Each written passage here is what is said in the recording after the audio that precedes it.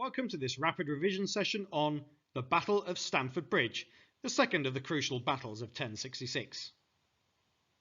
Whilst watching the video, you might want to make some notes in a structured way. Here's a suggestion. You could always screenshot this and print your own copy, or make a copy of your own. It's up to you. Or you could just watch the video and take it in that way. We're going to look at the events, the results, the consequences, and then some conclusions that you might draw from the battle. Oh, and before anyone says, Stamford Bridge has got nothing to do with Chelsea Football Club. Stamford Bridge is actually in Yorkshire, as we shall see.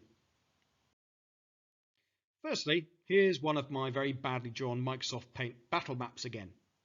I've massively simplified the terrain here so that I can just show you both sides of the riverbank and give a sense of where each force was at various points during the battle. It's important to realise that Stamford Bridge occurred on the 25th of September 1066. Again, this is a fight between the Vikings and the Saxons. This is all over whether or not Harold Hardrada of Norway is going to be King of England, or whether Harold Godwinson is going to preserve his crown. The Saxons had earlier been defeated at Gate Fulford on September the 20th. The Vikings, as a result, were overconfident. They'd split their force. About a third of them were with their boats, and the 2/3 of them, often without their armour, were waiting at Stamford Bridge near York for tribute and plunder from the Saxons. Unbeknownst to them, though, Harold had force-marched his army north, gathering strength along the way until his army numbered over 10,000 men. He achieved this 180-mile journey in only 4 days, which was really some going. This meant that he had achieved complete surprise when he reached Hardrada's position at Stamford Bridge. So let's have a look at the position of the Vikings. The Viking deployments, well, some of them were on the other side of the bridge, but they hastily hurried across to rejoin the rest of the army. Hardrada's force was completely surprised, and many were without their armour. Those on the west side of the river fled across and formed a defensive position. There were around 6,000 Viking warriors present, and Hardrada immediately sent for his 3,000 reinforcements guarding the boats 10 miles away.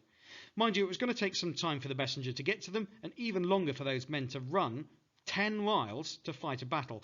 That wasn't going to be easy. Hardrada's best tactic was to try and delay the English as long as he could to allow his reinforcements time to join him.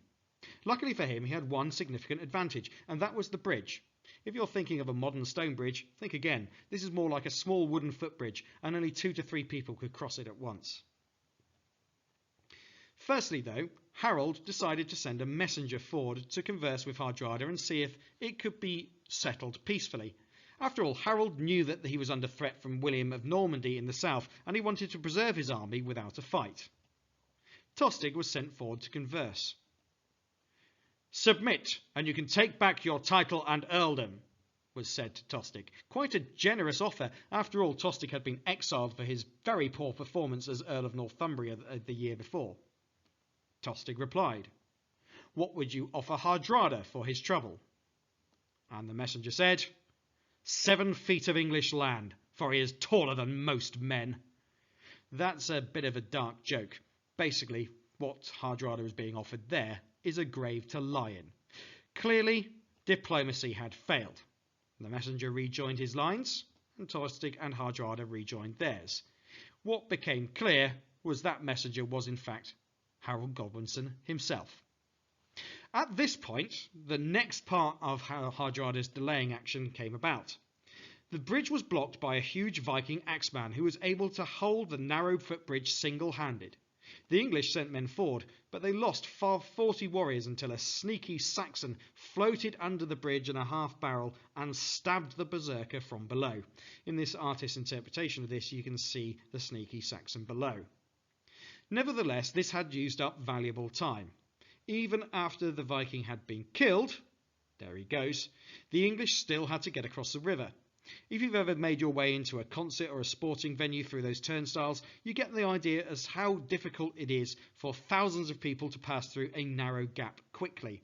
And here, there wasn't just the case of tickets being checked. You had a whole army with all of their equipment trying to squeeze across, the fear, the nervousness, and indeed initially that Viking axeman. But get across the river they did. The English advanced upon Hardrada's lines, and battle was properly joined. The Vikings formed a shield wall and fought savagely for their very survival. Many English thanes and housecarls fell. After a while, the Viking lack of armour and English superiority in numbers began to tell. At some point, Harold ordered his archers to open fire at the weakened shield wall, something that would later be done to him at Hastings. One of the arrows landed in Hardrada's windpipe, killing him. It is said that Harold killed Tostig himself, but whatever the truth of this, both of the Viking leaders were now dead. It was simply a case of mopping up the remaining Viking resistance. And then, just as the English tasted victory, Viking reinforcements under Eystein Orre arrived, having run the 10 miles from the boats at Rickle. Again, they were savagely fighting for their lives. They killed yet more English warriors before the tired Vikings succumbed to the inevitable. Harold had won a crushing, but costly victory. So what's the outcome of all this? Harold has lost a lot of his best men. Harold Godwinson had beaten the Viking invasion, and he had learned that a bold surprise attack could win against a formidable enemy. However, the English had lost 5,000 valuable trained soldiers that would not be there to face future threats. That's going to really cost him at Hastings. The Vikings were crushed, though. They lost around 8,000 killed and missing. It is said that only 24 out of their 300 ships were needed to take them back to Norway, though Harold showed mercy to Hardrada's son, securing a promise that the Vikings would not invade again. Probably a smart political move, that. After all, if they followed Hardrada's son's rules, then they probably wouldn't be back. Harold, though, has secured his throne. Surely. I mean, nothing bad could happen next, could it? Well, if you know this period in history, you know that very soon afterwards, William of Normandy arrived, Hastings was fought, and the rest was one in the eye for Harold.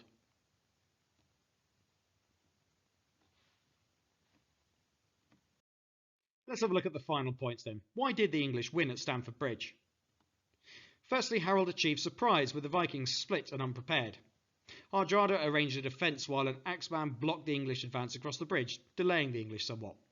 The Vikings lost, despite the late arrival of reinforcements.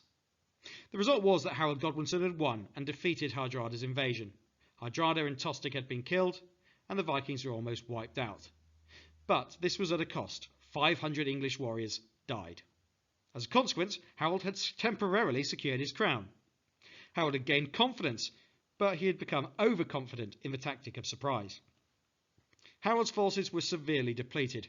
He would need to rely more on the untrained and barely equipped Fyrd to fight his next battle. Harold was in the north when William of Normandy's invasion arrived in the south too, so he was in a far weaker position against William of Normandy than he otherwise would have been. But we've learned about King Harold that he was a skilled and brave commander, and that his men had gained confidence in him and shown a tremendous amount of loyalty, just as they had done at the Battle of Gate Fulford, in fact. And the threat from Viking Norway is gone. The Vikings were utterly crushed. Only 24 out of 300 ships were needed to return the survivors home. In the next video, I'll have a look at the decisive battle of the year. Harold had almost got it all, but not quite.